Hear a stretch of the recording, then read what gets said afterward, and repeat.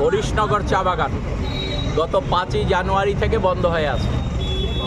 এ সম্পর্কে আমাদের রাজ্যে যে একটা সরকার আছে, যে শ্রমিকরা 5ই জানুয়ারি থেকে তো মজুরি পাচ্ছেনই না, উপরন্তু 17 তারিখ পর্যন্ত ডিসেম্বরের তারা মজুরি পেয়েছিলেন, 18 তারিখ থেকে 1 মাস ধরে কোনো মজুরি পাচ্ছেন না।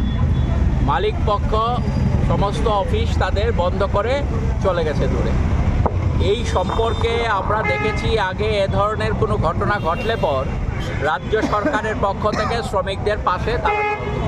কারণ এই শ্রমিকরা একদিন যদি মজুরি না পায়, সপ্তাহে তাদের মজুরি দেওয়ার যে ব্যবস্থা ত্রিপুরা রাজ্যে আছে, এই মজুরি না পেলে পর তাদের পক্ষে খাওয়া দাওয়া করা সম্ভব হয় না। এই অবস্থায় বিভিন্ন সময়ে মালিকরা উল্টোপাল্টা কাজ কখনো কখনো করেছে, আগেও আমরা দেখেছি।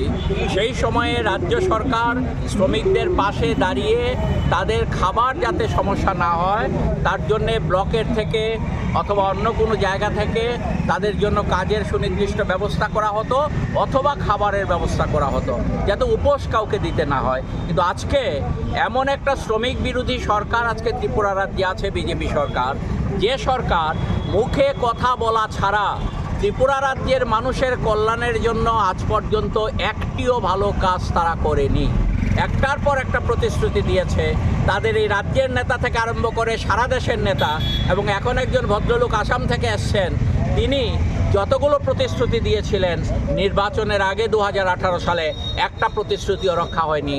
তাহলে আজকে আমরা সরকারের নজরে বিষয়টা আরেকবার আমরা নেওয়ার জন্যে এখানে জড়ো হয়েছি, যাতে এই শ্রমিকদের রক্ষার জন্যে রাজ্য সরকার ভূমিকা পালন করে। যদি ভূমিকা পালন না করে তাহলে আগামী দিনে আরও বড় ধরনের আন্দোলন আমাদের গড়ে তুলতে হবে।